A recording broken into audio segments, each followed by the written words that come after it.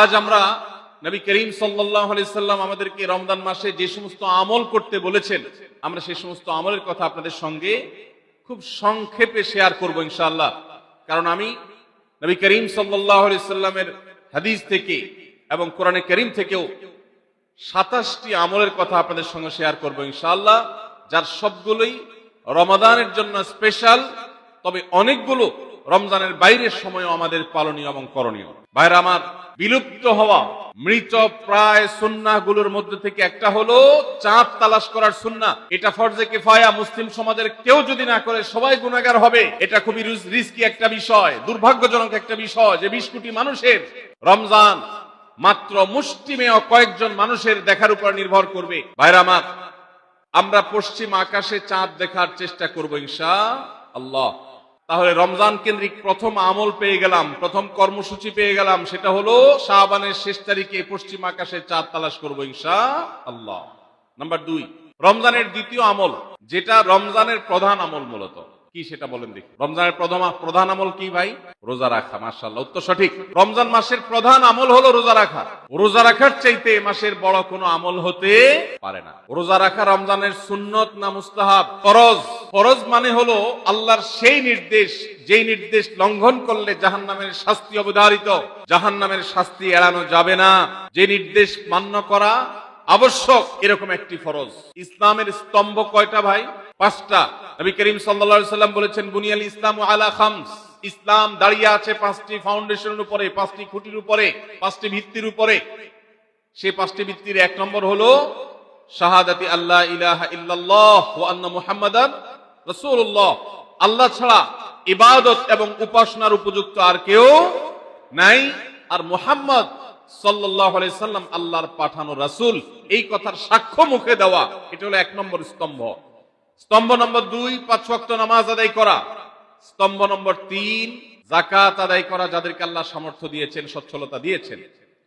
স্তম্ভ নম্বর 4, হজ করা। স্তম্ভ নম্বর 5, রমজানের রোজা রাখা।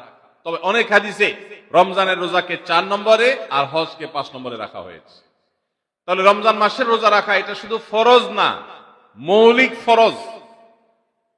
নবী করিম সাল্লাল্লাহু আলাইহি সাল্লাম বলেছেন, যদি কেউ জীবনে একটি রোজাও শরিয়া গ্রাহ্য ওযর ছাড়া কেউ যদি ভঙ্গ করে, রোজা না রাখে, রমজানের পরে যদি সে সারা জীবনও রোজা রাখে, দায় মুক্ত হয়তো হয়ে যাবে। সে কাজা আদায় করেছে, কাফারা আদায় করেছে, দায় মুক্ত হয়তো হয়ে যাবে, কিন্তু রমজানের একটা রোজা রেখে আল্লাহর কাছে যে পরিমাণ মর্যাদার অধিকারী হওয়ার কথা, সারা জীবন রোজা রেখেও রমজানের ওই একটা রোজার ক্ষতিপূরণ করা সম্ভব নয়। এই জন্য সবাই রমজান মাসে ফরজ রোজা রাখবো তো ইনশাআল্লাহ। সকল প্রাপ্তবয়স্ক সুস্থ ইমানদারের জন্য রমজানের রোজা রাখা ফরজ। ভাইরা আমার, পৃথিবীতে আজ অনেক বিজ্ঞানী রোজা বা ফাস্টিং এর উপরে গবেষণা করে অনেক বড় বড় পদক, অনেক বড় বড় পুরস্কার জিতেছে। এখন ডাক্তাররাও আমাদেরকে বলে যে একটা সময় আমরা যেন ফাস্টিং করি, একটা সময় আমরা যেন না খেয়ে থাকি, এটা আমাদের স্বাস্থ্যের জন্য ভালো। নবী সাল্লাল্লাহু আলাইহি সাল্লাম সেই 1500 বছর আগে আল্লাহর দেয়া বিধান আমাদেরকে জানিয়েছেন। রমজানে পুরো মাস রোজা, শাবানে মুহররমে বেশি বেশি নফল রোজা, সোমবার বৃহস্পতিবার সাপ্তাহিক রোজা, চাঁদের 13, 14, 15 আইয়ামে বীজের মাসিক রোজা। নিয়মিতভাবে এই রোজায় সিয়ামগুলো যদি পালন করি আমরা, তাহলে আল্লাহর সন্তুষ্টি এবং জান্নাত লাভ যেমন হবে, ঠিক একই ভাবে আমরা দুনিয়াতে সুস্থ সবল থাকতে পারবো। আমাদের শরীরে অতিরিক্ত যে চর্বি তৈরি হয়, বিশেষ করে আজকের বিশ্ব বাস্তবতায়, এই চর্বিগুলোকে বার্ন করার জন্য রোজার কোনো বিকল্প নাই। যদিও চর্বি বার্নের উদ্দেশ্যে রোজা রাখলে সে রোজা রোজা নয়। আমাদের উদ্দেশ্য হবে আল্লাহর সন্তুষ্টি অর্জন, পাশাপাশি পার্থিব উপকারিতা এমনি পেয়ে যাব। আল্লাহ আমাদের সবাইকে রমজান রোজা রাখার তৌফিক দান করুন। ভাইরা আমার, নবী করিম সাল্লাল্লাহু আলাইহি ওয়াসাল্লাম তিনি বলেছেন, যে ব্যক্তি রমজানে ঈমান এবং ইখলাসের সাথে আল্লাহকে খুশি করবার জন্য রমজান রোজা রাখবে, আল্লাহ তার পূর্বের সমস্ত গুনাহ মাফ করে দিবেন। অনেক যুবক আছেন গ্যাস্ট্রিকের অজুহাতে, অনেকে আছেন প্লাস্টিকের অজুহাতে রোজা রাখেন না। কারো গ্যাস্ট্রিক, কারো প্লাস্টিক। সামান্য একটু রোজা রাখতে যে যুবক পারে না, সে নিজেকে মুসলিম দাবি করে কোন মুখে? মাত্র 12-14 ঘন্টা যে না খেয়ে থাকার মতো চ্যালেঞ্জ নিতে পারে না, সে আবার কিসের মুসলমান দাবি করে নিজেকে? এই জন্য ভাইরা সবাই রোজা রাখবো তো ইনশাআল্লাহ। বাসা বাড়িতে বাচ্চাদেরকে কৈশোর বয়স থেকে তাদেরকে রোজা রাখতে শেখাবেন। সাহাবায়ে কেরাম আশুরার রোজা পর্যন্ত বাচ্চাদেরকে রাখাতেন এবং তাদেরকে খেলনা দিয়ে ভোলাতেন, রোজা রাখতে তাদের সাহায্য করতেন। আজ এমন এক প্রজন্ম আমরা গড়ে তুলছি, যেই প্রজন্ম শুধু ভোগ শিখেছে, ত্যাগ শিখে নাই। বাচ্চা কাচ্চাদেরকে দেখবেন মা বাপ বড় বড় মোবাইল, স্মার্টফোন তাদের হাতে তুলে দিচ্ছেন। তারা মুখ দিয়ে কোনো কথা বললেই সেটা নেওয়ার জন্য, কেনার জন্য বাপ মা অস্থির ব্যাকুল হয়ে যাচ্ছেন। তাদেরকে সংগ্রাম, ত্যাগ, চ্যালেঞ্জ নেওয়া, এগুলো তাদেরকে শেখাচ্ছেন না। মনে রাখবেন, ভোগ করতে কোনো যোগ্যতার দরকার হয় না, ত্যাগ করতে যোগ্যতার দরকার হয়। ভোগ করতে সবাই পারে, ত্যাগ করতে সবাই পারে না। এজন্য সন্তানকে ভোগ নয়, ত্যাগ শেখাতে হবে। আল্লাহ আমাদেরকে তৌফিক দান করুন। আপনার বাচ্চা যদি রোজা রাখা শিখে, শখ করে রোজা রাখে, তাকে বাধা দিবেন না, তাকে রোজা রাখতে দিবেন। কারণ সে রোজা রাখার মধ্য দিয়ে গরিব অভাবী মানুষের কষ্ট অনুভব করবে, ফিল করবে। সে রোজা রাখার মধ্য দিয়ে আল্লাহর নৈকট্যের ফিলিংস তার মধ্যে আসবে, ইসলামী সংস্কৃতিকে সে অনুভব করবে, আঁচ করবে। এই জন্য সন্তানকে কৈশোর বয়স থেকেই, কিশোর বয়স থেকেই তাকে রোজা রাখতে সাহায্য করবেন ইনশাআল্লাহ। ঠিক আছে না ভাই? বাচ্চাদের প্রথম হয়তো রোজা অর্ধেক রাখবে, দুপুরে ভেঙে ফেলবে, এরপর না হয় বিকাল পর্যন্ত রাখবে, এরপর না হয় সন্ধ্যা পর্যন্ত রাখবে, কিন্তু অভ্যাস তাকে গড়ে তুলতে হবে। আল্লাহ আমাদেরকে তৌফিক দান করুন। ভাইরা আমার, তাহলে রমজানের প্রধান আমল রোজা রাখা। এই রোজা ইচ্ছাকৃত শরিয়া গ্রাহ্য ওজর ছাড়া ভাঙা জায়েজ নাই, হারাম। যদি কেউ ভাঙে অথবা না রাখে সে ফাসিক। অতএব এই রোজার চর্চা আমাদের করতে হবে। আল্লাহ আমাদের সবাইকে তৌফিক দান করুন। তাহলে 2 নম্বর আমল হলো রমজান মাসে রোজা রাখা। 3 নম্বর আমল হলো রাতে তারাবির নামাজ আদায় করা। রাতে কি আদায় করা ভাই? তারাবির নামাজ আদায় করা কি ফরজ না নফল? ফরজ না সুন্নত? সুন্নত, সুন্নতে মুআক্কাদা। নবী করিম সাল্লাল্লাহু আলাইহি সাল্লাম বলেছেন, মান কামা রমাদানা ঈমানান ওয়া ইহতিসাবা গুফিরা লাহু মা তাকাদ্দামা মিন যামবি। যে ব্যক্তি রমজান মাসে রাতে দাঁড়িয়ে তারাবির নামাজ পড়বে, তার পূর্বের সমস্ত গুনাহ খাতা মাফ করে দেওয়া হবে। এই জন্য তারাবির নামাজ পড়বো তো ইনশাআল্লাহ। তারাবি গতিতে হবে না 5G গতিতে? কি বলেন? 4G না 5G? ভাইরা আমার, সবকিছুতে গতি ভালো না, সবকিছুতে গতি ভালো না। নেটের গতি যত বেশি হয় তত ভালো, কিন্তু নামাজের গতি, ইবাদত, সিজদার গতি, তারাবির গতি যত কম হয়, যত ধীরে ধীরে হয়, যত শান্তশিষ্ট ভাবে হয়, তত আল্লাহর কাছে বেশি মর্যাদাবান হয়। অতএব মহল্লার হাফেজ সাহেবদেরকে তাড়াতাড়ি নামাজ শেষ করার জন্য দৌড়ের উপর রাখবেন। ক্রিকেট খেলা আছে হুজুর, আজকে একটু খেয়াল রাখেন, বলবেন। ভাইরা আমার, আমরা তারাবির নামাজের কথা যখন স্মৃতিতে, কল্পনায় আমরা ভাবি, তখন আমাদের স্মৃতিতে তুফান নীল মার্কা একটা নামাজ ভেসে উঠে। ঠিক না বেঠিক? 5 ওয়াক্ত নামাজ এত তাড়াহুড়া করা হয় না তারাবি যত। অথচ তারাবি এটা তারবিহাত এর বহু বচন, আরবি শব্দ, যার অর্থ হলো আরামের সাথে, ধীরস্থিরতার সাথে, রেস্ট করে করে যে নামাজ আদায় করা হয় তার নাম তারাবি। নাম হলো আরামের সাথে করা, আর আমরা করি ব্যারামের সাথে, তাড়াহুড়ো করে।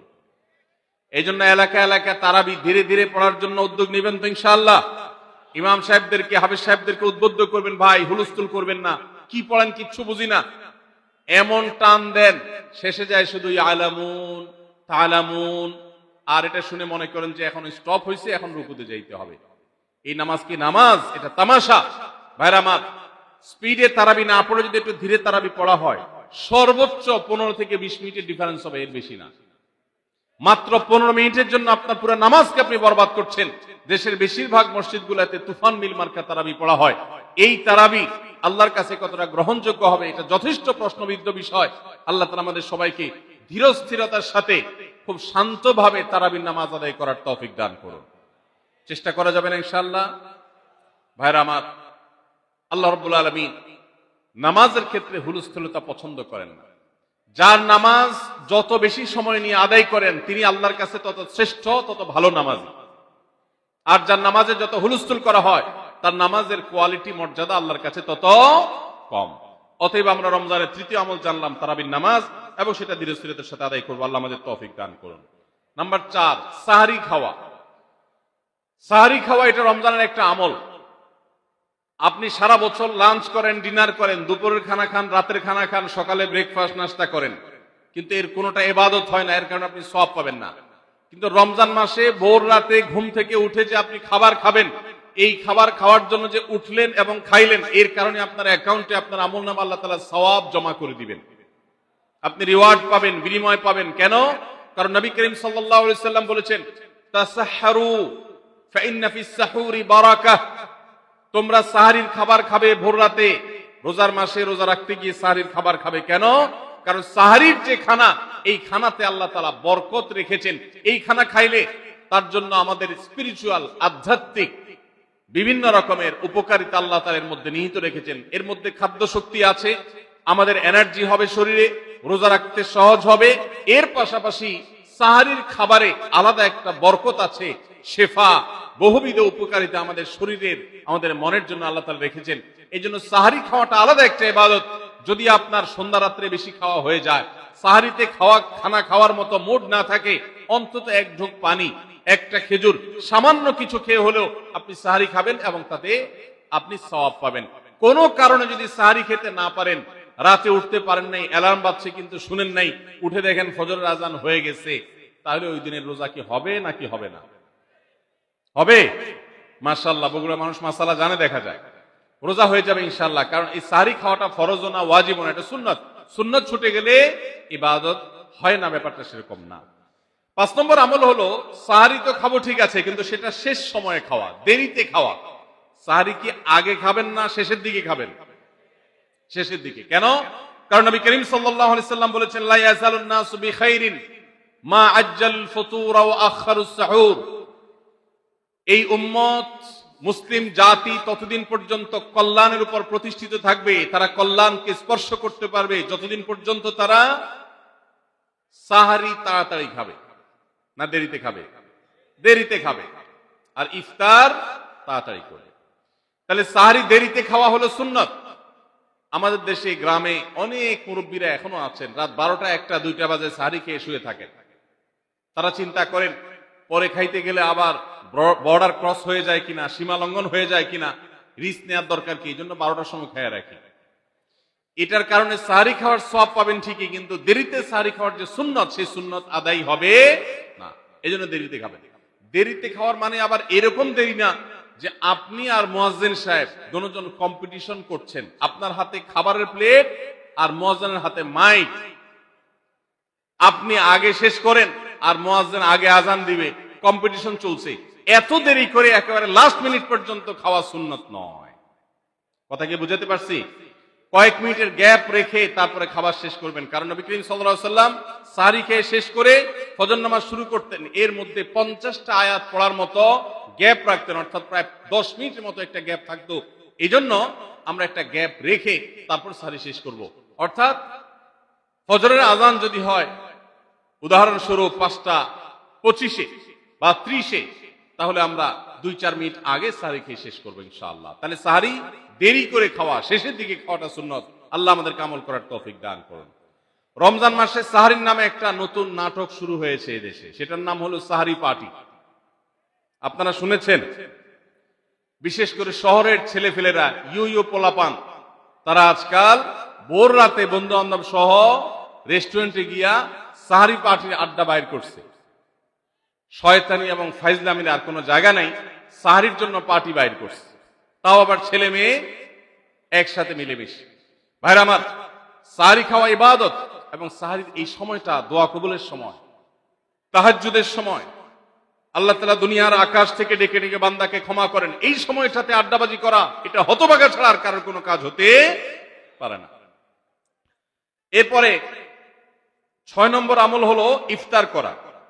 রোজা রেখেছেন কিন্তু ইফতার করেন নাই, রোজা হয়ে যাবে কিন্তু সুন্নাত আদায় হবে না, এজন্য ইফতার করা একটা সুন্নাত। আল্লাহ তাআলা আরহামুর রাহিমিন, এমন একটা মাস রমজান মাস, সারা বছর কিন্তু আমরা নাস্তা করি, সারা বছর যেটা নাস্তা করি রমজানে সে নাস্তাই করি। পার্থক্য হলো সারা বছর নাস্তা করি সকালে, রমজানে নাস্তা করি সন্ধ্যায়। মানুষ দীর্ঘ সময় না খেয়ে থাকার পরে যে খাবার খায় সেটাকেই ব্রেকফাস্ট বলে, সেটাকেই নাস্তা বলে। আরবিতে যে ইফতার বলা হয়, এই ইফতার শব্দের অর্থ কিন্তু নাস্তা। ইফতার শব্দের অর্থ কি? নাস্তা। সারা বছর নাস্তা খেলে কোনো সওয়াব হবে, কিন্তু রমজান মাসে আপনি যদি সারাদিন উপবাস থাকার পর সন্ধ্যায় ব্রেকফাস্ট করেন অর্থাৎ ইফতার করেন, তাহলে আল্লাহ তাআলা আপনাকে সুন্নাত পালন করার সওয়াব দিবেন। এই জন্য ভাই ইফতার করা একটা সুন্নাত। 7 নম্বর, ইফতার আবার তাড়াতাড়ি করা আরেকটা সুন্নাত। এটা 7 নম্বর আমল, ইফতারটা একটু তাড়াতাড়ি করা। তাড়াতাড়ি করা মানে কি? সূর্য ডুবার 2-4 মিনিট আগে। কি বলেন? তাহলে তাড়াতাড়ি কেমনে হলো? তাড়াতাড়ি মানে হলো সূর্য ডুবার সাথে সাথে করা, বিলম্ব বা দেরি না করা। নবী করিম সাল্লাল্লাহু আলাইহি ওয়াসাল্লামের ওই হাদিস আবারও আমরা স্মরণ করি। তিনি বলেছেন, লা ইয়াজালুন নাসু বিখাইরিন মা আজ্জালুল ফুতুর ওয়া আখারুস সুহুর। এই মানুষ, এই উম্মত ততদিন কল্যাণের উপরে প্রতিষ্ঠিত থাকবে যতদিন তারা ইফতার তাড়াতাড়ি করবে আর সাহরি দেরিতে করবে। ইফতার তাড়াতাড়ি করা এর মানে হলো সূর্য ডুবছে আর দেরি করবেন না। শিয়ারা এবং ইহুদিরা, তাদের মধ্যে রোজা আছে, ফাস্টিং আছে, তারা সেই রোজায় ইফতার করে হলো চতুর্দিক অন্ধকার হয়ে যাওয়ার পর, সূর্য ডুবার পর পর ইফতার করে না। তো এই জন্য নবী সাল্লাল্লাহু আলাইহি সাল্লামের আদর্শ হলো তার বিপরীত, অর্থাৎ সূর্য ডুবার পর পর ইফতার করে ফেলা, অতিরিক্ত বিলম্ব না করা। আল্লাহ আমাদেরকে আমলের তৌফিক দান করুন। 8 নম্বর আমল হলো ইফতারের দোয়া পড়া। ইফতারের দোয়া জানা আছে ভাই? কি দোয়া? আমরা একটা দোয়া কমন জানি বাংলাদেশে মানুষ, সেটা হলো আল্লাহুম্মা লাকা সুমতু আলা রিজকিকা আফতারতু। এটাও হাদিসে বর্ণিত হয়েছে, কিন্তু হাদিসের সনদ নিয়ে অনেকে কোনটা নিয়ে আলাপ তুলেছেন, প্রশ্ন তুলেছেন। আল্লাহুম্মা লাকা সুমতু মানে হলো, হে আল্লাহ, আপনার উদ্দেশ্যে রোজা রেখেছি, ওয়া আলা রিজকিকা আফতারতু, এবং আপনার দেওয়া রিজিক দিয়ে ইফতার করেছি।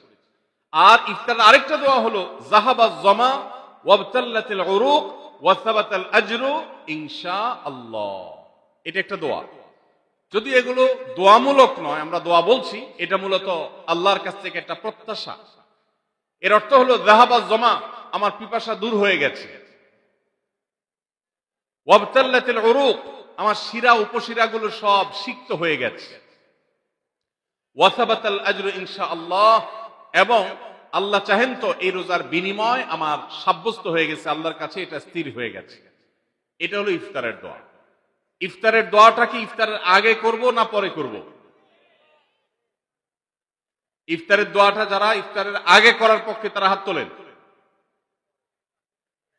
অল্প সংখ্যক মানুষ, আর বাকিরা সবাই কি পরের পক্ষে না মাঝখানের পক্ষেও আছেন লোক? সব পরের।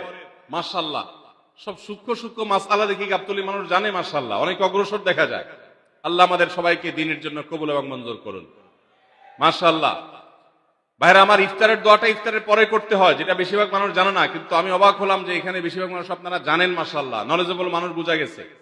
ইফতারের দোয়ার অর্থের দিকে তাকালেই তো বোঝা যায় এটা আগে না পরে। দোয়ার অর্থের মধ্যে তাকালে আমরা দেখতে পাচ্ছি যে আল্লাহ শিরা উপশিরা সিক্ত হয়ে গেছে, পিপাসা দূর হয়ে গেছে, এগুলো তো ইফতারের পরেই হয়। অবশ্য আমি অর্থ আগে বলে দিছি, সেটা দেখে হয়তো আপনারা অনেকে বুঝে ফেলছেন। মাশাআল্লাহ। তো যাই হোক, ইফতারের শুরুতে বিসমিল্লাহ বলে ইফতার করব, আর শেষে এই দোয়া পড়বো। আল্লাহ আমাদেরকে আমলের তৌফিক দান করুন। 9 নম্বর হলো সাহরি এবং ইফতারে খেজুর খাওয়া। খেজুর দিয়ে সাহরি ইফতার করা। ইফতারে আপনি অন্য যা খান না খান, খেজুর দিয়ে খাবেন। নবী সাল্লাল্লাহু আলাইহি সাল্লাম আধা পাকা আধা খেজুর দিয়ে ইফতার করতেন, যেটাকে রোতাব বলা হয়। আর যদি সেটা না পাওয়া যেত, সাধারণ যে কোনো খেজুর, সেটাও না পাওয়া গেলে একটু পানি খেয়ে তারপর তিনি ইফতার করতেন। আমরা ইফতারে খেজুর খেতে হয় সুন্নাহ, এটা আমরা জানি, কিন্তু যেটা জানি না সেটা হলো সাহরিতে খেজুর খাওয়া। ভোর রাতে সাহরিতে খেজুর খাওয়া সুন্নত, এটা আগে কে কে জানতেন? হাত তোলেন। আগে জানতেন? মাশাআল্লাহ, হাত নামান। গত বছর রমজানে সাহারিতে ভাত তরকারি যাই খাইছেন না খাইছেন, একটা হলো খেজুর খাইছেন, কারা কারা হাত তোলেন?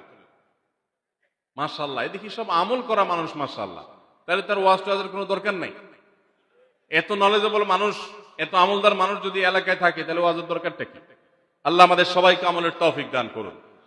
ভাইরা আমার, ইফতারে খেজুর খাওয়া যেমন সুন্নাত, সাহরিতেও খেজুর খাওয়া সুন্নাত, কিন্তু খেজুর খাওয়া কোনো ফরজ ওয়াজিব না। খেজুরের দাম বেশি হয়ে গেছে, আপনি কিন্তু অপারক। যদি একটা খেজুরও পুরো রমজানে না খান, আপনার রোজার কোনো অসুবিধা হবে। তবে নবী সাল্লাল্লাহু আলাইহি ওয়াসাল্লাম যেহেতু ইফতার এবং সাহরিতে খেজুর খেতেন, আর খেজুরে প্রচুর পরিমাণ সুগার আছে, উপকারী, যেটা মানুষের স্বাস্থ্যের জন্য উপকারী, প্রচুর পরিমাণ এনার্জি আছে, খাদ্য শক্তি আছে, সারাদিন রোজা রেখে আমাদের যে সুগারের ঘাটতি হয় সেটা পূরণ করার জন্য সহায়ক হয়।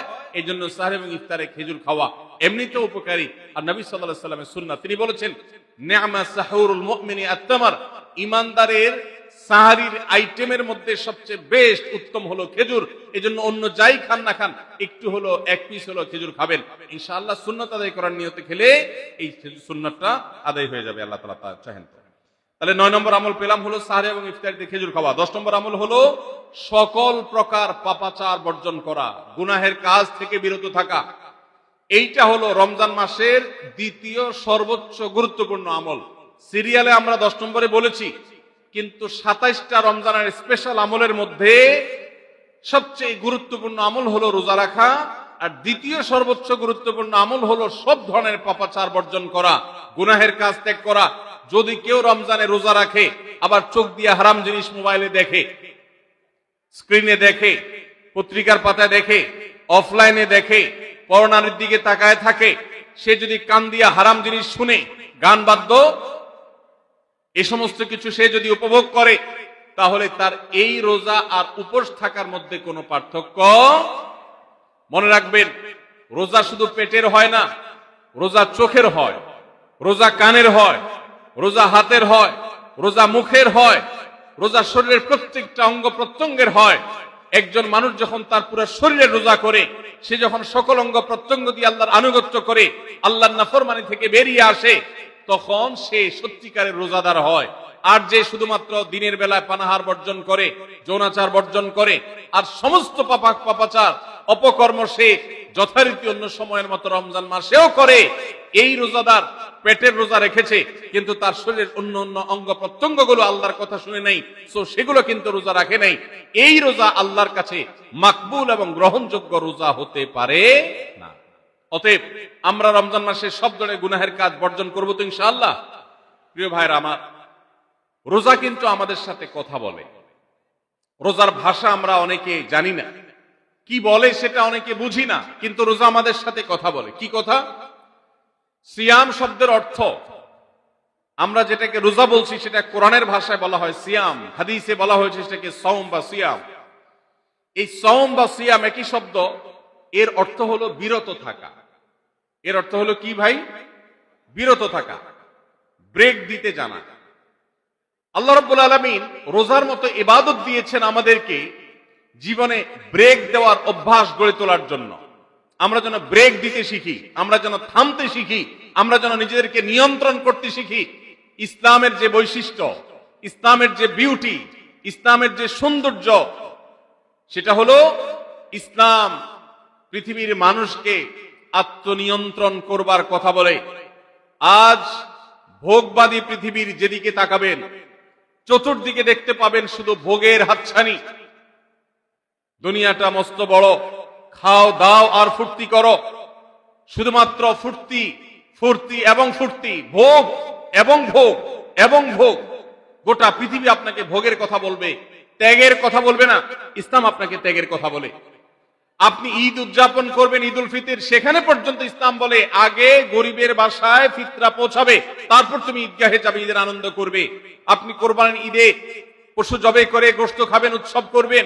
ইসলাম বলে ভালো কথা, তুমি উৎসব করবে, তোমাকে উৎসব করতেই দেওয়া হয়েছে, কিন্তু আগে গরিবের বাসায়ও এই গোশত পাঠাবে ঈদের, সেটা নিশ্চিত করবে, তার পাশাপাশি তুমি ঈদ উদযাপন করবে। আমরা যে রমজানের রোজা রাখি, এই রোজা আমাদেরকে বিরত থাকার কথা বলে। সেই বিরত থাকাটা কি? সেটা হলো আমরা যখন রোজা রাখি, আমাদের পিপাসা হয়, আমাদের ক্ষুধা লাগে, পিপাসা হয়, আবার হাতের সামনে হয়তো পানিও আছে, আমার ক্ষুধা লাগে, হাতের সামনে হয়তো খাবারও আছে, কেউ দেখছেও না, সিসি ক্যামেরাও নেই, বদ্ধ রুমে কক্ষের মধ্যে, কিন্তু আমি রোজাদার। কোন রোজাদার রোজার মধ্যে খায়, পান করে? কেন? কারণ সে জানে আল্লাহ নিষেধ করেছে। আমরা যখন ইফতার সামনে নিয়ে বসে থাকি সন্ধ্যাবেলা, ভাইরা আমার, সারা বছর নাস্তা তো আল্লাহ তাআলা কম হোক বেশি হোক সবাইকে করার তৌফিক দেন, আমরা সবাই তো কম বেশি নাস্তা করি। সারা বছর আপনি যদি বুফে গিয়ে 100 আইটেমের নাস্তা দিয়েও আপনি খাবার গ্রহণ করেন, সকালের ব্রেকফাস্ট আপনি খান, ইফতারের সময় মাত্র 2-4টা আইটেম নিয়ে বসে থেকে আজানের জন্য, সূর্য ডুবার জন্য যে অপেক্ষা করেন, ওই অপেক্ষার সময় যে অবর্ণনীয় স্বাদ আর তৃপ্তি পাওয়া যায়, পৃথিবীর সমস্ত খাদ্য গ্রহণের মধ্যেও এই তৃপ্তি বা স্বাদ নাই। নবী সাল্লাল্লাহু আলাইহি ওয়াসাল্লাম সেজন্য বলেছেন, লিসসাইমি ফারহাতান, রোজাদার ব্যক্তিকে দুটি আনন্দ দেওয়া হয়, ফারহাতুন ইনদা ফিতরি ওয়া ফারহাতুন ইনদা লিকাই রাব্বি। একটা আনন্দ হলো ইফতারের সময়, অবর্ণনীয়, ভাষায় প্রকাশ করবার অযোগ্য, কি ভালো লাগা কাজ করে। ইফতারের জন্য আমরা বসে আছি, খাবার সামনে আছে রকমারি, শীতল শরবত সামনে আছে, রকমারি খাবারের পসরা সাজানো আছে টেবিলে, দস্তরখানে, এদিকে পেটে ক্ষুধাও আছে, কিন্তু আমরা মিনিট গুনছি, আমরা সময় দেখছি, ঘড়ির দিকে তাকিয়ে আছি, সূর্য কখন ডুববে।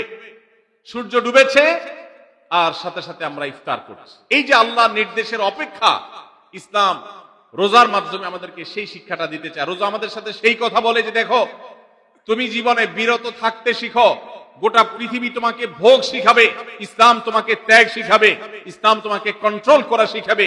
আমাদের তরুণদের চরিত্রকে নষ্ট করবার জন্য, তাদেরকে নানাভাবে উস্কানি দেওয়ার জন্য, বিনোদনের নামে, নিউজের নামে, বিজ্ঞাপনের নামে, বিভিন্ন নামে অশ্লীল নানা দৃশ্য, খোলামেলা দৃশ্য তাদের সামনে দেখানো হয়, ভোগের আহ্বান করা হয়।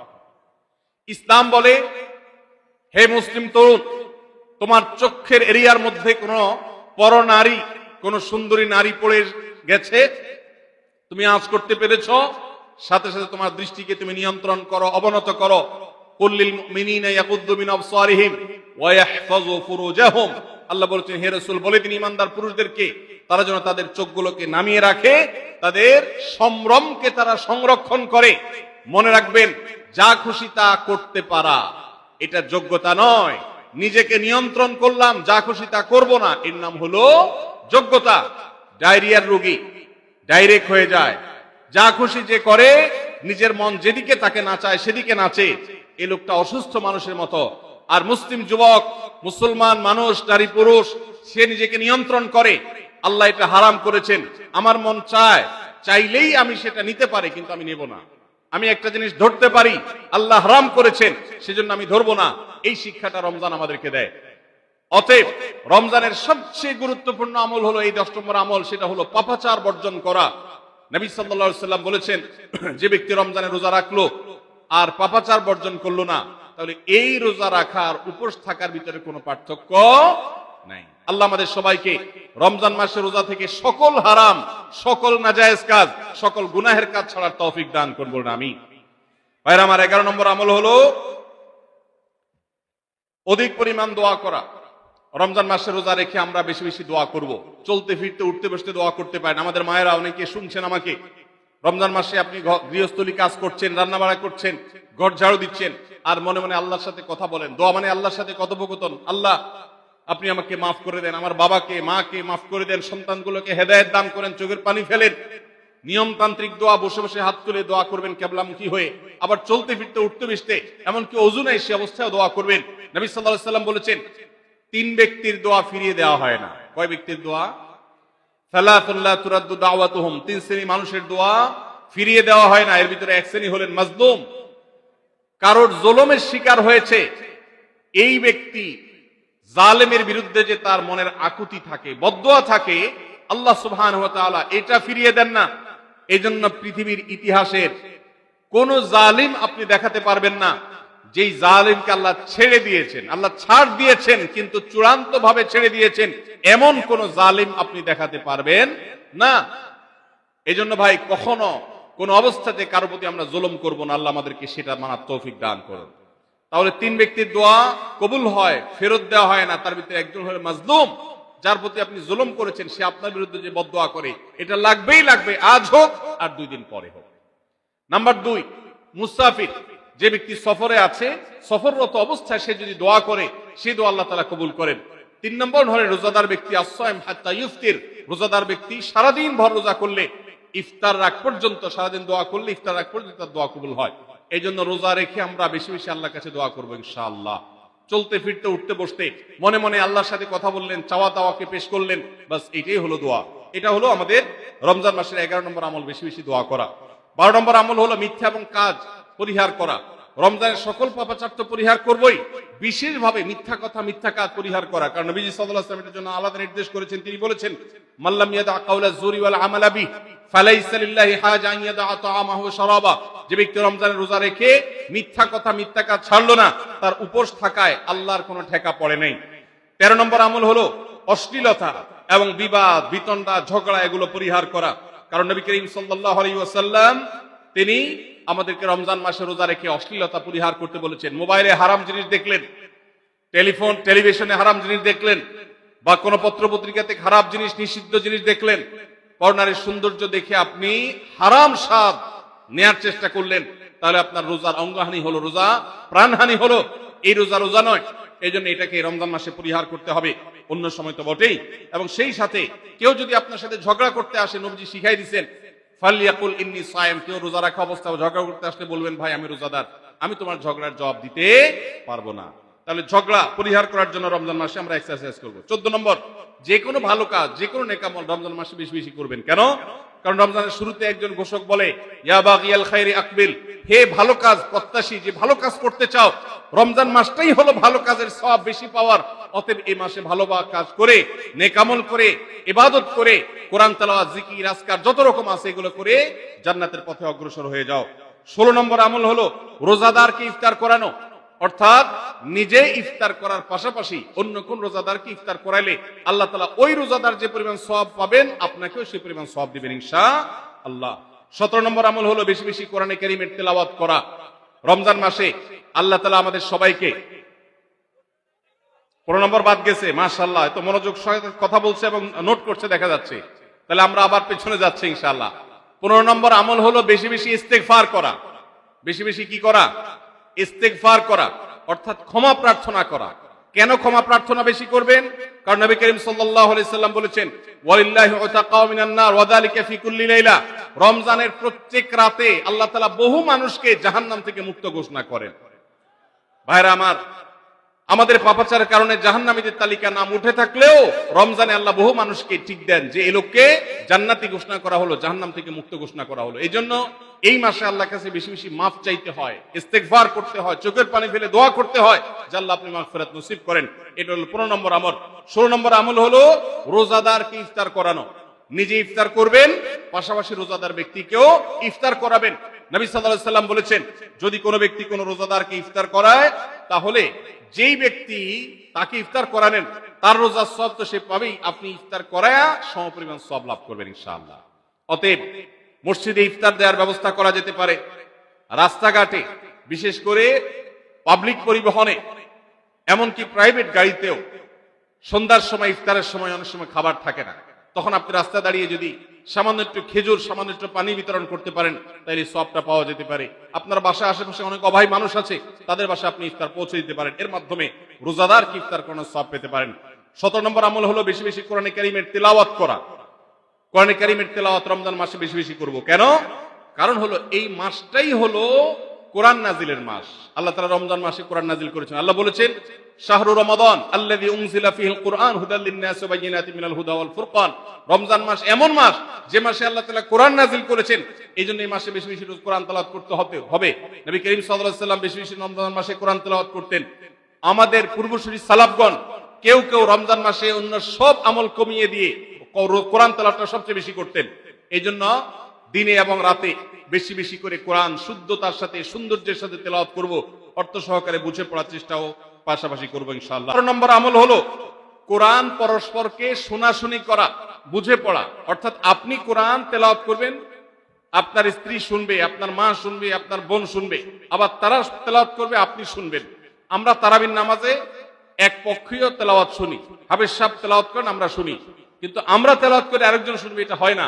নবী সাল্লাল্লাহু আলাইহি সাল্লাম রমজান মাস আসলে জিবরিল ফেরেশতার সাথে কোরআন শোনাশুনি করতেন, জিবরিল তেলাওয়াত করতেন, নবীজি শুনতেন, আবার আমাদের নবীজি তেলাওয়াত করতেন, জিবরিল শুনতেন। এটা একটা সুন্নাত।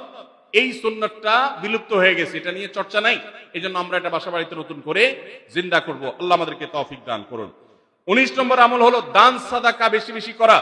নবীজি সাল্লাল্লাহু আলাইহি সাল্লাম এমনিতেই প্রচুর পরিমাণ দান করতেন, কিন্তু রমজান আসলে তার দানশীলতার পরিমাণ আরো বেড়ে যেত। এই জন্য অভাবী, প্রতিবেশী, গরিব দুঃখী সবার ঘরে ঘরে আমরা আমাদের সাধ্য অনুযায়ী দান পৌঁছানোর চেষ্টা করব রমজান উপলক্ষে। এটা রমজানের 19 নম্বর স্পেশাল আমল, বিশেষ আমল।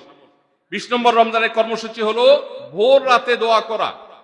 কারণ সারা বছর ভোর রাতে তাহাজ্জুদের নামাজ পড়া বা দোয়া করার সুযোগ আমাদের হয় না, কিন্তু রমজানে সাহরি খেতে তো এমনি উঠেন, অতএব এই টাইমে দোয়া কবুল হয়। 24 ঘন্টার ভিতরে দোয়া কবুলের সবচেয়ে মোক্ষম সুযোগ, সবচেয়ে আদর্শ সময় হলো এই তাহাজ্জুদের সময়টা। ভাইরা আমার, ঢাকার একটি বড় কোম্পানি, বাংলাদেশের সবচেয়ে বড় শিল্প প্রতিষ্ঠান বললে ভুল হয়তো হবে না, অন্তত এটুকু বলা যায় যে প্রথম 3-4টি বড় প্রতিষ্ঠানের একটি। এরকম একটা প্রতিষ্ঠানের একজন কর্মকর্তা বছর 2-3 আগে আমার সাথে হঠাৎ দেখা। তিনি আমাকে দেখে বেশ আবেগ আপ্লুত হলেন এবং অনেকটা জড়িয়ে ধরলেন এবং বললেন, ভাই, আপনার একটি আলোচনা থেকে আমার জীবনের ভিতরে এমন এক পরিবর্তন আসছে যেটা অকল্পনীয়, অভাবনীয়। আমি একটু কৌতূহল হয়ে জানতে চাইলাম কোনটা সেটা। তখন তিনি বললেন, ভাই, আমার জীবনে এমন একটা রোগ হয়েছে, যেই রোগ ট্রিটমেন্ট করার জন্য দেশে বিদেশে বিভিন্ন জায়গায় গিয়েছি, কোনো চিকিৎসা এর আমি পাইনি। শেষ পর্যন্ত আশাহত হয়ে চাকরি ছেড়ে দিয়ে, শহর ছেড়ে দিয়ে গ্রামে গিয়ে বসবাস করা শুরু করছি এবং মৃত্যুর জন্য অপেক্ষা করছি। এর মধ্যে আপনার একটা আলোচনার ক্লিপ আমার চোখের সামনে আসলো, সোশ্যাল মিডিয়াতে ওটা শুনলাম। সে আলোচনাটা ছিল আল্লাহর কাছ থেকে অসাধ্য সাধন করার সময় হলো ভোর রাত, তাহাজ্জুদের সময়। আমি এই আলোচনা পুরোটা শোনার পর ওই রাতে আমি ঘুম থেকে উঠে ভোর রাতে তাহাজ্জুদ পড়ে আল্লাহর কাছে বুক ভাসিয়ে মন ভরে কাঁদলাম, দোয়া করলাম। ওই ভাই বললেন যে আমি এত দোয়া করলাম, দোয়া করতে করতে দীর্ঘ সময় আমি পরিতৃপ্ত হলাম, আমার দোয়া শেষ হয়ে গেল। এরপর দোয়া করে শেষ করার পর ফজর নামাজের সময় হয়ে গেছে, আমার ফিল হলো, অনুভব হলো যে আমার শরীরে আর কোনো রোগবালাই এখন মনে হয় নাই। এবং তিনি গত 2 দিন আগেও তার সাথে আমি দেখা করলাম ঢাকায়, গতকালকে দেখা করলাম, 2 দিন আগে না, মাত্র 1 দিন আগে দেখা করলাম। তিনি এখন সুস্থ সবল হয়ে আবার তার চাকরিতে ফিরে গিয়ে স্বপদে সমহিমায় আছেন। তিনি এক সহকর্মীকে ডেকে আমার সামনে বলছেন, এই তোমরা বলো তো, আমি আগে শারীরিকভাবে বেশি ফিট ছিলাম নাকি এখন বেশি ফিট? তখন তার সহকর্মী আমার সামনে বলছে, স্যার, আপনি আগে অনেক বেশি রাগরাগি করতেন, আপনি হট মেজাজি ছিলেন, অনেক বেশি অসুস্থ হয়ে যেতেন কিছু হলেই, কিন্তু এখন আপনি সে আগের সময়ের তুলনায় অনেক বেশি সুস্থ এবং ফিট। তিনি বললেন, ভাই, ভোর রাতের দোয়ার প্রভাব এত বেশি, তাহাজ্জুদের সময়ের দোয়া এত গুরুত্বপূর্ণ যে এই এক দোয়া আমার জীবনকে আমূল পরিবর্তন করে দিয়েছে। এই জন্য ভাইরা, রমজান মাসে বিশেষ করে যখন তাহাজ্জুদের সময় সাহরি খেতে যখন উঠবেন, সাহরি খাওয়ার পর 10টা মিনিট সময় হাতে রাখেন, বা সাহরি খাওয়ার আগে 10টা মিনিট আগে উঠেন, উঠে ওযু করে 2 রাকাত 4 রাকাত নামাজ পড়ে, বা নামাজ পড়ার সময় না থাকলে অন্তত কেবলামুখী হয়ে 2টা হাত তুলে আল্লাহর কাছে একটু চান। নবীজি সাল্লাল্লাহু আলাইহি সাল্লাম বলেছেন, রাতের শেষ প্রহর যখন হয়, দুনিয়ার আসমানে নেমে এসে আল্লাহ বান্দাদেরকে ডেকে ডেকে তাদের প্রত্যেকটা চাওয়া পূরণ করে দেন। এই জন্য ভাইরা, রমজান মাসে সাহরির সময় দোয়া কবুল হয়। রমজান উপলক্ষে বিশেষ করে এই আমলটা, সাহরির সময় আমলটা, আমরা দোয়া করার আমলটা করতে পারি। তাহলে 20 নম্বর আমল হলো তাহাজ্জুদের নামাজ এবং ভোর রাতের দোয়া। এটা অন্য সময় করা যায়, কিন্তু রমজানের সুযোগটা বেশি আসে, সেজন্য এটাকে রমজানের স্পেশাল আমল হিসেবে আমরা উল্লেখ করলাম। আল্লাহ আমাদেরকে সবাইকে তৌফিক দান করুন।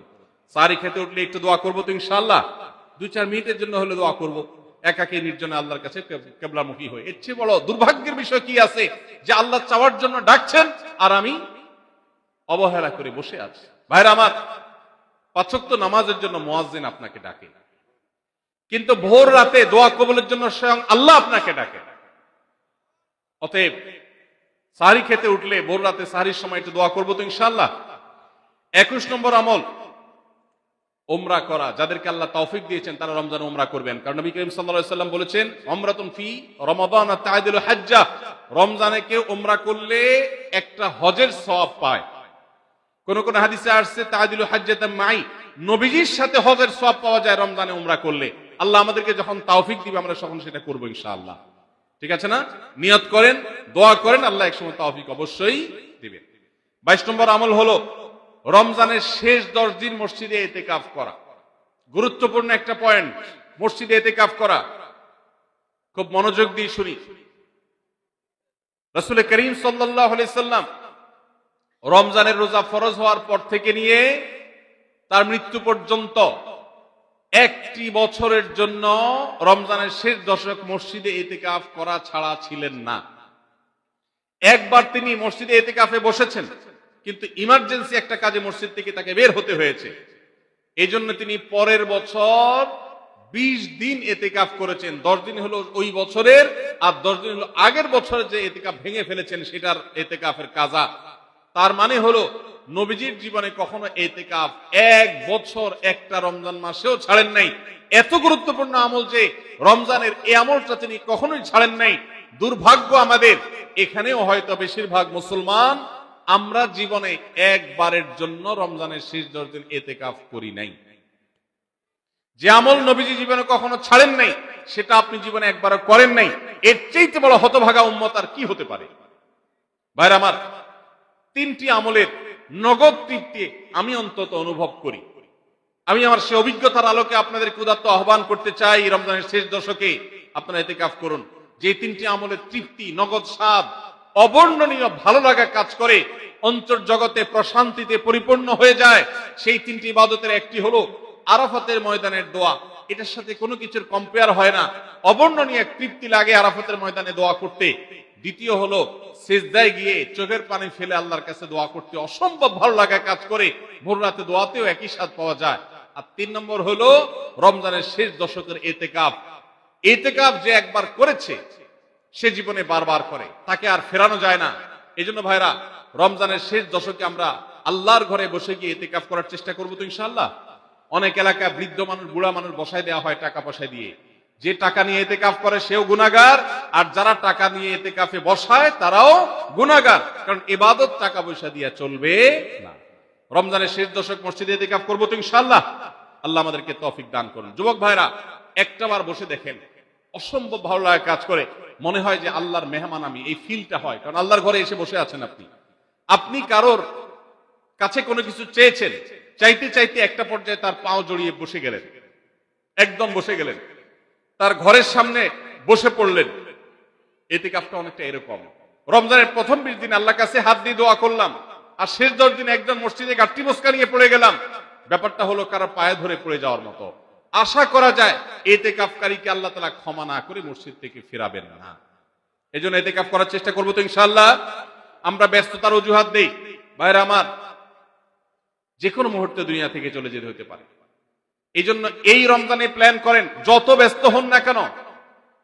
আমি তো আমার সমস্ত ব্যস্ততাকে এক পাশে ঠেলে রেখে, আল্লাহ আমাকে যখন থেকে তৌফিক দিয়েছেন রমজানের শেষ দশক ইতিকাফ ছাড়া বাইরে থাকবো এটা চিন্তাও করি না।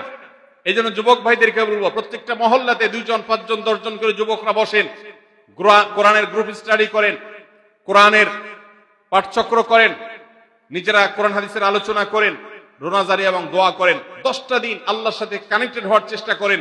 12 মাস ইবাদত, দাওয়াতের কাজ, ইসলামের কাজ করবেন, ইনশাআল্লাহ সেখানে বরকত পাবেন। রমজানের শেষ দশকে ইতিকাফ করবেন তো ইনশাআল্লাহ। আল্লাহ আমাদের সবাইকে তৌফিক দান করুন। 23 নম্বর আমল হলো শেষ দশকে ইবাদতের মাত্রা বাড়িয়ে দেওয়া। আমরা উল্টাটা করি। আমাদের দেশে রমজানের প্রথম দশকে মসজিদ ফুল হয়ে, বারান্দা ফুল হয়ে, রাস্তায়ও মুসল্লি দাঁড়ায়। আর 10 রমজান চলে গেলে 20 রমজান পর্যন্ত বাহিরের মুসল্লি কমতে কমতে বারান্দার মুসল্লি কমে ভিতরে চলে আসে। আর শেষ 10 দিনে আসলে, ঈদের দিনগুলো যখন কাছে আসে, তখন 5 ওয়াক্ত নামাজের ওই নিয়মিত মুসল্লি ছাড়া বাকিগুলো সব উধাও হয়ে যায়। নবী সাল্লাল্লাহু আলাইহি সাল্লাম কি করতেন? তার উল্টাটা। আমাদের আয়েশা বলেছেন, কানা ইয়াজিতাহিদু ফীহি মা লা ইয়াজিতাহিদু ফী গায়রি। আমাদের নবীজি সাল্লাল্লাহু আলাইহি সাল্লাম রমজানের শেষ দশকে ইবাদতের জন্য যত কষ্ট করতেন, যত সাধনা করতেন, অন্য কোন সময় ইবাদতের জন্য এত সাধনা করতেন না। অথচ আমরা দেখা যায় শেষ দশক অবহেলা কাটাই। এইজন্য ভাইরা, শেষ দশকে ইবাদতের পরিমাণ আরো বাড়িয়ে দিতে হবে, আমলের পরিমাণ বাড়িয়ে দিতে হবে। এটাই আল্লাহ তাআলার নির্দেশনা, সেটাই রমজানের শেষ দশকের আমল। 24 নম্বর আমল হলো শেষ দশকে পরিবারকে ঘুম থেকে ডেকে তোলা। এটা আলাদা সুন্নাহ। নবী সাল্লাল্লাহু আলাইহি সাল্লাম রমজানের শেষ দশক হলে কানা ইদা দাখালাল আশর আহইয়া লাইলা ওয়া আইকাদা আহলা। তিনি পরিবারকে ঘুম থেকে ডেকে তুলতেন এবং স্ত্রী সঙ্গ ত্যাগ করতেন। শেষ দশক কোমর বেঁধে ইবাদত করতেন। এটা 24 নম্বর আমল। তাহলে শেষ দশক পরিবারকে ঘুম থেকে ডেকে তোলা। নবীজি অন্য কোন সময় ঘুম থেকে ইবাদতের জন্য ডাকতেন না, নফল নামাজ যার ইচ্ছা সে পড়বে, যার ইচ্ছা পড়বে না। কিন্তু শেষ দশক এত বড় অফার, এত বড় সুযোগ, কারণ লাইলাতুল কদর শেষ দশকে আছে। এই জন্য এই দশকে ইবাদতের জন্য পরিবারকে তিনি ডেকে তুলতেন। তারা শুয়ে থাকুক, তিনি এটা সহ্য করতেন না। এই জন্য 24 নম্বর আমল হলো রমজানের শেষ দশকে পরিবারকে ঘুম থেকে ডেকে তোলা এবং স্ত্রী সঙ্গ ত্যাগ করা শেষ দশকের জন্য। 25 নম্বর আমল হলো লাইলাতুল কদর অনুসন্ধান করা। রমজানের শেষ দশকের প্রত্যেকটা রাতে কিন্তু শবে কদর হতে পারে, বিশেষ করে বেজোড় রাতে 21, 23, 25, 27, 29 এই রাতগুলোতে লাইলাতুল কদর হওয়ার সম্ভাবনা অনেক জোরালো। সৌদি আরবের মানুষ তাদের বেজোড় রাতে তালাশ করবে, আমরা আমাদের বেজোড় রাতে তালাশ করব ইনশাআল্লাহ। নবীজি সাল্লাল্লাহু আলাইহি সাল্লাম বলেছেন যে তাহাররাউ লাইলাতুল কদর ফিল বিতি মিনাল আশরিল আওয়াখির মিন রমাদান। রমজানের শেষ দশকের বেজোড় রাতগুলোতে তোমরা শবে কদর হতে পারে সে আশা বেশি বেশি করে ইবাদত বন্দেগী করো। লাইলাতুল কদরের ইবাদতকে আল্লাহ বলেছেন লাইলাতুল কদরে খায়রুম মিন আলফি শাহর। 1000 মাস, 1000 মাস ইবাদত করলে যে সওয়াব পাওয়া যাবে, লাইলাতুল কদরের এক রাতের ইবাদতের সওয়াব তার চাইতে বেশি হবে। সেই রাত কোনটা আল্লাহ নির্দিষ্ট করেন নাই। এজন্য শেষ দশকের প্রত্যেকটা রাতেই ইবাদত করার চেষ্টা করা, স্পেশালি বেজোড় রাতগুলোতে। 26 নম্বর আমল হলো লাইলাতুল কদরের আশায় বিশেষ দোয়া পড়া। সেটা কি? আল্লাহুম্মা ইন্নাকা আফুউন তুহিব্বুল আফওয়া ফাআফু আন্নি। আল্লাহ আপনি ক্ষমাশীল, আপনি ক্ষমাকে ভালোবাসেন, অতএব আমাদেরকে ক্ষমা করে দিন। এটা রমজানের শেষ দশকের প্রত্যেক রাতে পড়বেন। যে রাতটা একটু শান্ত শিষ্ট, একটু শীতল, একটু বৃষ্টিভাব, একটু লাইলাতুল কদরের আবহাওয়া বোঝা যায়, সেই রাতকে লাইলাতুল কদর আশা করে, প্রত্যাশা করে বেশি বেশি দোয়া পড়বেন, আল্লাহুম্মা ইন্নাকা আফুউন তুহিব্বুল আফওয়া ফাআফু আন্নি। তাহলে 26 নম্বর আমল হলো লাইলাতুল কদরের দোয়া পড়া। আর 27 নম্বর সর্বশেষ আমল হলো ফিতরা আদায় করা। অর্থাৎ রমজান মাসের রোজাতে যদি ভুল ত্রুটি হয়, এটা রিফাইন্ডের কাজ হয়ে যায়, রিফ্রেশমেন্টের কাজ হয়ে যায় ফিতরার মাধ্যমে। প্রত্যেক সচ্ছল ব্যক্তি তার নিজের পক্ষ থেকে, নিজের স্ত্রী এবং নিজের ছোট বাচ্চাদের তরফ থেকে ফিতরা আদায় করবেন। প্রাপ্তবয়স্ক সন্তান থাকলে তারা তাদেরটা আদায় করবে, আর না হলে বাবা তাদেরটা আদায় করতে পারে। ফিতরা স্বরূপ গরিবদের বাসায় একদিনের খাবার এটা পৌঁছে দিতে হবে। এটা হলো ফিতরা। ঈদের নামাজের আগ পর্যন্ত এটা আদায় করার নির্দেশ নবী সাল্লাল্লাহু আলাইহি সাল্লাম দিয়েছেন। তাহলে 27 নম্বর আমল হলো ফিতরা আদায়। এটার মাধ্যমে রমজানের আমল শেষ হয়ে যাবে। আমি আবার এক নজরে 27টি আমল আপনাদেরকে বলে দিচ্ছি। নাম্বার 1 চাঁদ দেখা, নাম্বার 2 রোজা রাখা, নাম্বার 3 তারাবির নামাজ আদায় করা, নাম্বার 4 সাহরি খাওয়া, 5 নম্বর আমল হলো শেষ সময় সাহরি খাওয়া, 6 নম্বর আমল হলো ইফতার করা, 7 নম্বর আমল হলো তাড়াতাড়ি ইফতার করা, এবং 8 নম্বর আমল হলো ইফতারের দোয়া পড়া, 9 নম্বর আমল হলো সাহরি এবং ইফতারে খেজুর খাওয়া, 10 নম্বর আমল হলো রমজান মাসের সকল গুনাহ বর্জন করা, 11 নম্বর আমল হলো বেশি বেশি দোয়া করা, 12 নম্বর আমল হলো মিথ্যা কথা এবং কাজ পরিহার করা, 13 নম্বর আমল হলো অশ্লীলতা এবং ঝগড়া বিবাদ রমজানের রোজা রেখে না করা, 14 নম্বর আমল হলো ভালো কাজের পরিমাণ এই মাসে বাড়ায় দেওয়া, 15 নম্বর আমল হলো বেশি বেশি আল্লাহর কাছে ক্ষমা চাওয়া, কারণ মাশাআল্লাহ বেশি ক্ষমা করেন মানুষকে, 16 নম্বর আমল হলো অন্য রোজাদারকে ইফতার করানো, তাদের বাসায় ইফতার পাঠানো, আর 17 নম্বর আমল হলো বেশি বেশি কোরআন তেলাওয়াত করা, 18 নম্বর আমল হলো কোরআন নিজে পড়ে আরেকজনকে শোনানো, আবার তার তেলাওয়াত নিজে বসে শোনাশুনি করা, 19 নম্বর আমল হলো দান সাদেকা করা, 20 নম্বর আমল হলো তাহাজ্জুদ এবং বিশেষ করে ভোর রাতে সারি খেতে উঠে দোয়া করা। আর 21 নম্বর আমল হলো উমরা করার সামর্থ্য থাকলে, 22 নম্বর আমল হলো ইতিকাফ করা শেষ দশকে, 23 নম্বর আমল হলো শেষ দশকের বেজর রাতে, শেষ দশকের প্রত্যেকটা রাতে ইবাদতের পরিমাণ বাড়িয়ে দেওয়া এবং বিশেষভাবে রাত্রি জাগরণ করা শেষ দশক। আর 24 নম্বর আমল হলো শেষ দশকে নিজের পরিবারকে ঘুম থেকে ডেকে তোলা, স্ত্রী সঙ্গ ত্যাগ করা। 25 নম্বর আমল হলো লাইলাতুল কদর অনুসন্ধান করা। 26 নম্বর আমল হলো লাইলাতুল কদরের বিশেষ দোয়া পাঠ করা। আর 27 নম্বর আমল হলো ফিতরা দেওয়া। আল্লাহ আমাদের সবাইকে এই 27টা আমল দিয়ে আমাদের রমজান মাসকে সাজাবার তৌফিক দান করুন।